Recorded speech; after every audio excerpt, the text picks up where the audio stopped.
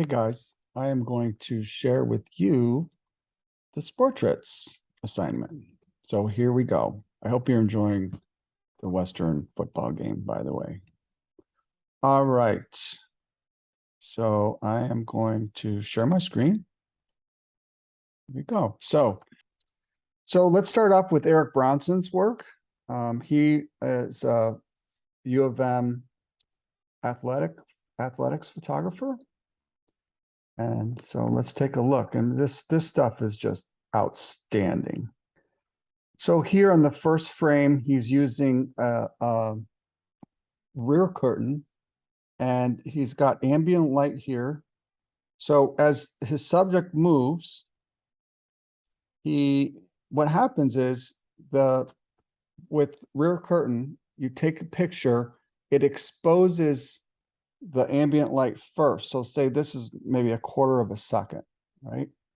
So he shoots, and then the flash fires at the end of that quarter of a second.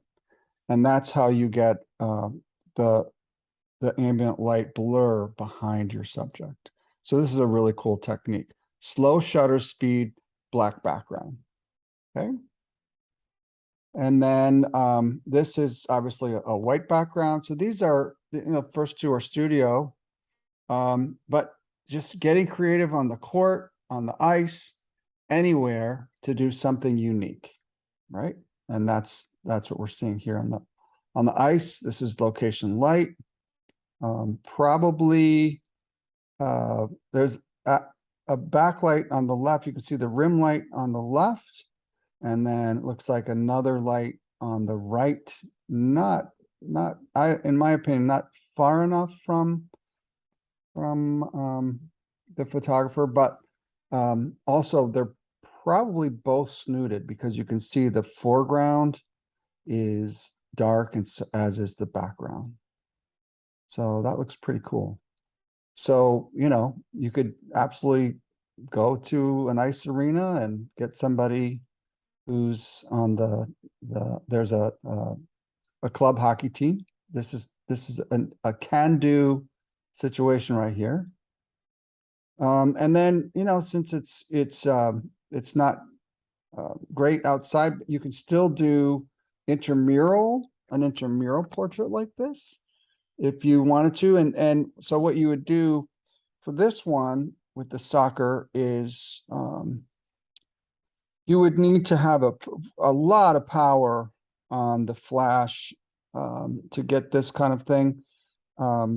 If you're gonna use it, you'd have to use high sync flash, and you can see how high speed sync works by I'm sure you've read about it, and on the Godox strobe you can switch it to high sync. What happens is you can use a faster shutter speed and wide open aperture if you use it on high sync.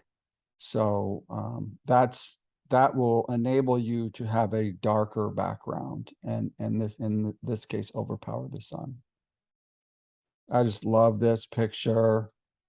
So you can see there are two strobes that are behind him and to the left and right, just behind him a little bit, and they're diffuse. So with the rings here, those two are probably on umbrellas or other kind of diffused materials, because the light is not harsh. You can see that it's hard, and both of those lights are main lights. And we're not looking for these kind of photos. These are headshots. In no way are we going to do anything like this. I love this, shooting from above. That is really, really cool. I love this.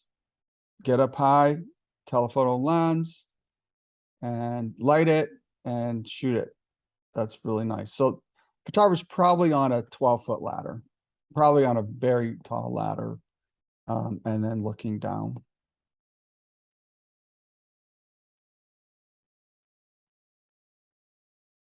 Ice arena hockey. This is really nice.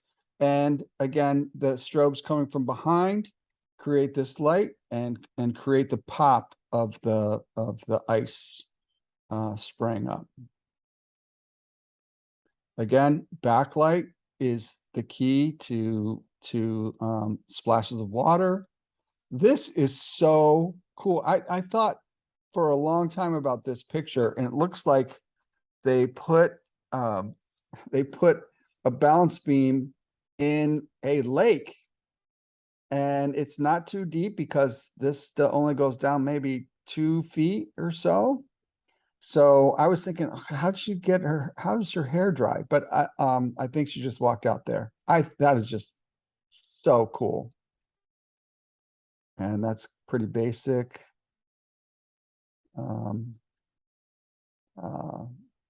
Just strong light here, good expression, strong light here, good expression. So here, like this and like this one, this is kind of thing where it's clearly, it is, I mean, I think it's a portrait. It may look like it is an action shot, but what you're going to do is in both cases, you're going to have them go through the motion of a shot or you know, a slap shot for field hockey, or in this case, a donk. And you're going to have it lit. You're going to ask them to arrive in the same plane every time. So it's going to be in focus, and have them do the shot or the movement every time the same. And then that's going to work. That's going to be really cool. There are you know, those color things. I'll put a link somewhere. I'll send you a link to this color powder that you can use when you do backlights. The light on her face is a little bit too flat. I'd like to see something a little more creative than this one. And that is just really cool. The light here does it all.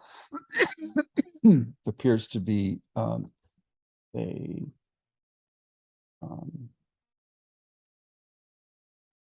snoop.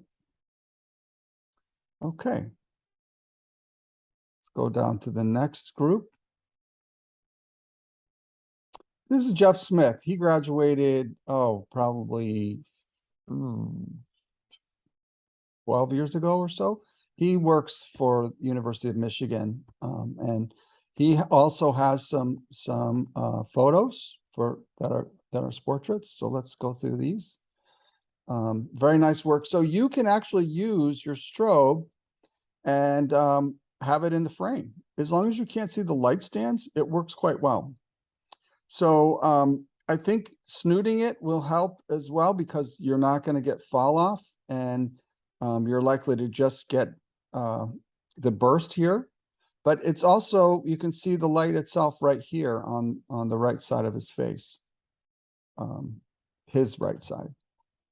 So again, here he's doing this layup several times, and the photographer is on a ladder taking the photograph several times, and just getting the, you know, waiting for the right moment. And that's absolutely okay to do. Same thing here. And here. So working with signs creatively. So this is not just a sign, it's strategically lit so that it's not like, not everything is overlit here. And that's just nice. Well lit backlight or light. It's very simple.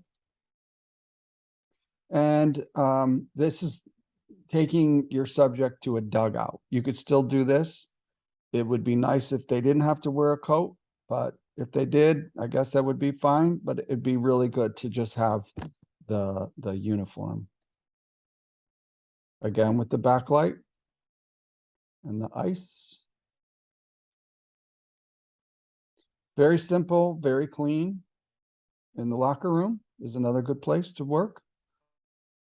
And this is, I was thinking, we're using black backgrounds a lot. And another thing that you can do, if you can manage to get all of the lights out of the background, so any little light that's actually like a street light or something like that, if you're shooting into, say, the woods and it's off in the distance, and you just light the subject and don't throw any light onto the background, you can create a black backdrop that way outdoors. So something to think about. Use a 200th of a second and an f-stop like around f8 or so, and you're golden. So if you go out at night, you can create a studio black background by just not having any light back in the background. No street lights, nothing. All right, something to consider. Or use the black background and do this. Again, just really nice light. And the main thing here is just the uniform and the ball, right? Uniform, ball, expression, light. Same here. Same here. I'm not a big fan of this, actually. You can see that you've got backlight on a white background, and then the face is just too dark here. I think a reflector probably would have worked really nice here for her face. And then this is really cool. This is just so striking. And the way that the photographer did this was to have enough power in the strobes to dominate the ambient light. So again, we're at ISO 200, we're at f8, and the two backlights are showing in the photo, and you can darken the ambient light, and I think it is very powerful. Same thing here. This works quite nicely, I think. So, his style is to actually put the lights in the shot. I think it's kind of cool. Kind of gives you a little bit, kind of like they're on stage lighting. Nice. I love this picture. So if you can get a friend to take a whole bunch of balls, put them in a box, get on a ladder, dump them on a tennis player, that's golden. And I don't want you to copy this, but I want you to think about something that you could do that is fun and is just just makes your athlete crack up. I mean, I don't know what you can come up with, but this is a great idea, and there are a whole myriad of things that you could do that are like this, but aren't exactly like this. Again, it's using the strobes to create kind of a studio with a limited amount of the ambient light. And if that means turning off the ambient light, maybe you're just going to work through flashlights, and the strobes are going to dominate. So if you need to do that, that's fine too.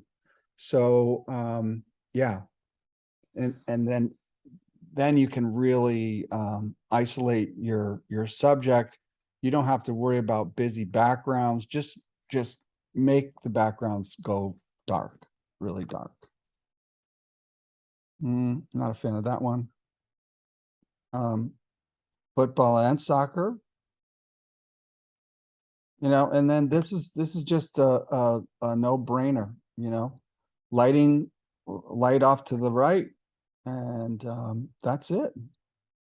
So composition is key here. I love this.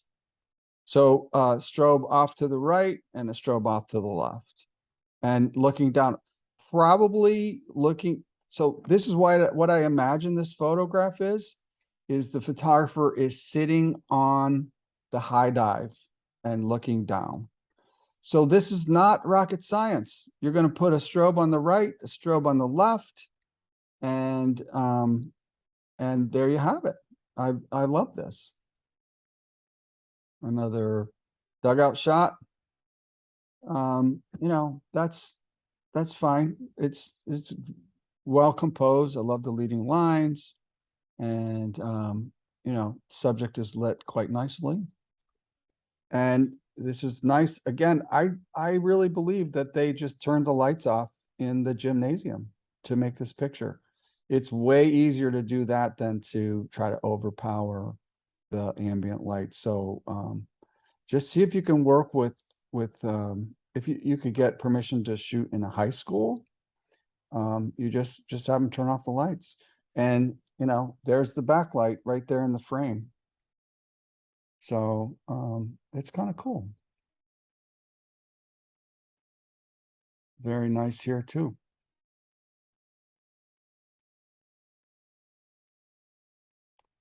So there you have it. There's Jeff Smith. And got some more here. Now this is by Jake May, and he had to do a whole bunch of these in a very short amount of time. So he's working in the studio, and there's another photographer that's working in on location. So Jake shot a huge variety of athletes in the studio, and this is what he came up with. And I imagine that, so you can see there's a backlight, and see how it's not overpowered. It's just enough to work there quite nicely. And then a diffuse light like an umbrella off to the right.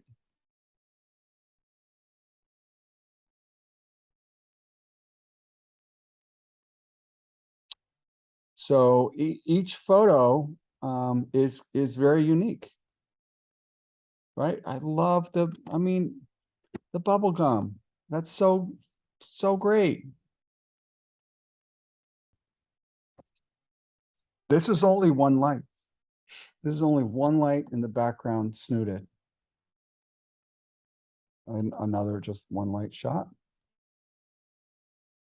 This has two lights, one to the right, one to the left, and behind her for the rim light. Again, it's turning off those lights or overpowering them. Pretty sweet. I love the studio feel of not having any ambient light in the on the court or on the mat. Again, this is very creative with the light framing his eyes, right? So I just did a search on Sportraits and then click on images, and this is what you come up with. So you can see lots of like, look at this one. Pretty sweet. This you can look at this guy. Look at that. Okay, that's kind of ridiculous. Wow. Very nice. So what we're looking for here is drama. So creating drama with lights. And if you can get your subject outside on the field with the sun going down or the sun like behind clouds like that with a dramatic sky, you can make some amazing photographs. So think about incorporating the sky in your photos and arrange to get your subjects out at that time, and then light the foreground, and then use your shutter speed to adjust the strength of the background. And I would imagine you're going to be at a 200th of a second most of the time. But what you do to darken the sky is to brighten your strobes so that your strobes allow for a smaller aperture, right? So powerful strobes probably at full power, right? And then the background gets darker, okay? Because your f-stop is smaller, not wide, but smaller. So f8, f11. I want to show you how I do not want you to use Photoshop for these photos. Here we've got clearly a situation where these balls were created. This is not real at all. None of these balls are not real. They were all photoshopped into where they are. So I don't think anybody could possibly sit on a stack of balls like that because they would just flatten out immediately. So it's just not possible for this photo to be real just by looking at it. And so they're just putting players in the photo. So please do not do this kind of thing. That's just out of bounds. Oh, get that out of bounds. So that's it. And thank you for watching and enjoy your Sportraits shoots. Goodbye.